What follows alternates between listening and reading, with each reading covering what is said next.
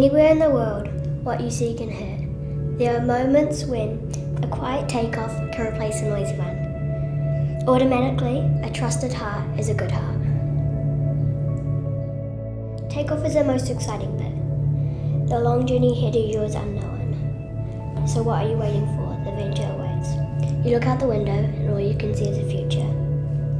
And look at it. It's good. In the beginning, one sees the future just from visions of Earth. More than feeble voices whisper, they keep discovering the beat of environment and wildlife.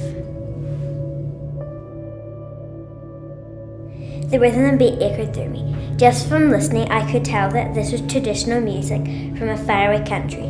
Baba Baba Mama. It played over and over. Baba Baba Mama.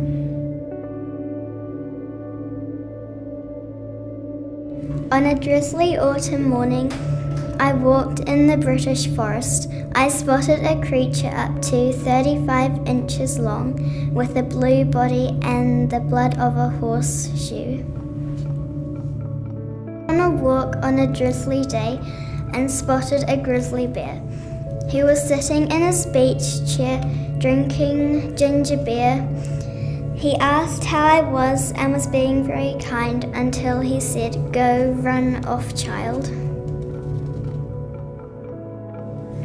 Is there any excitement left in this battle for the Hohokam Castle?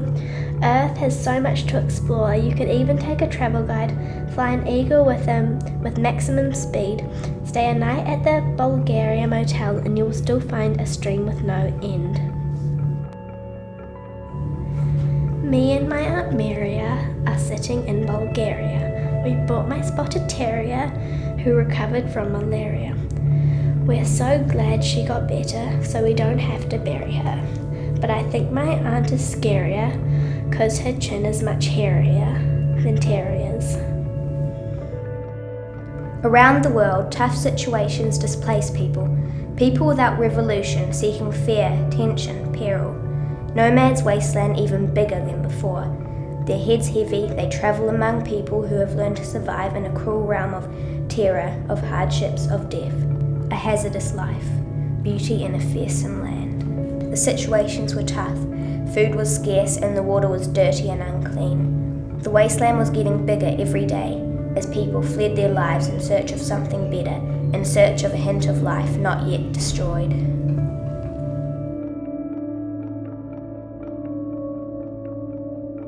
The calm before the wave is hard to define, since people of the hills eagerly match palms. Black with muck scoured from the harbour, the first tsunami wave pours over.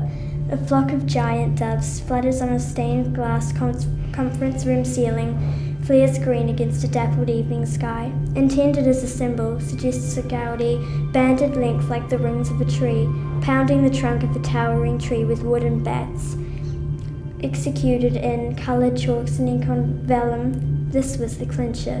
The next morning the skulls had seen him. They are angry. What did you hope for? They are angry. They thrash and wail and cry. I'm stuck in an endless void, and the water scars me, motionless, silent.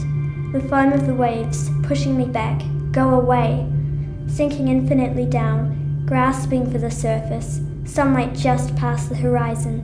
Still, quiet, the greyness of the sky, thick and dense, choking, low, gone.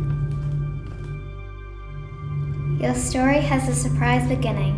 The sun vanishes, the pearl of a moon rises, magic happens. Gardens appear, beautiful gardens at night. Colours mostly the beauty within as you've never seen it before.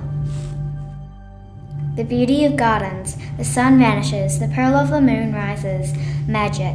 Flowers bloom, sparkling gardens, the colour of beauty within. Blossoms shine like the sparkling stars, calm hoot of the owls in the tree. That is the true beauty of gardens. The end. The world is open of power and blue skies, all seeking large houses for growth 5 hours a year, with 2 things, home and hospital. There are golden blossoms beyond this world. There are golden blossoms beyond this world. They hang from a tree that's strangely gnarled. The blossoms are as free as the world. Blossoms bloom, but not like a spoon. The gnarled tree sees beauty in the blossoms. He says, "I would like to be as pretty as the blossoms one day." And he was. Somewhere under the rainbow, life rolls along with new energy. 11 million people, thick-boned indeed they are, dragging everything they needed behind them. For thousands of years, that was it. "Where's my sticky tape?" cried Mrs. Nicklear. "I need to fix the car." "The tape is over there," yelled Mr. McGear, with every hair rising on his pear-shaped head. "Thank you, Mr. McGear," she said. "You're welcome, Mrs. Nicklear," he replied. "What's wrong with your car?" A wheel fell off," sighed Mrs. Nicklear. Dragons, swooping through the water, swimming out of sight, making past the bubbles and waves. Mystical, magical creatures, the water beneath their wings. Teeth like razors, claws like knives, diving and swimming through the depths of the ocean. The lions risk their lives every day, every night.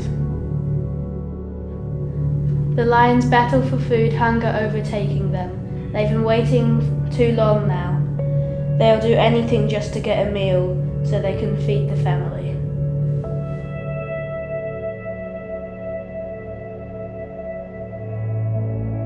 The wonders of two worlds, of the desert and the forest, and the great emperor of the forest, saving all the gorillas and monkeys.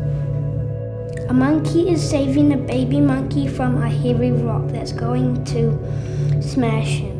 It's a trap from some hunters. Suddenly a group of gorillas came smashing down the forest. A gorilla leaped out of the line and roly-poly down and saved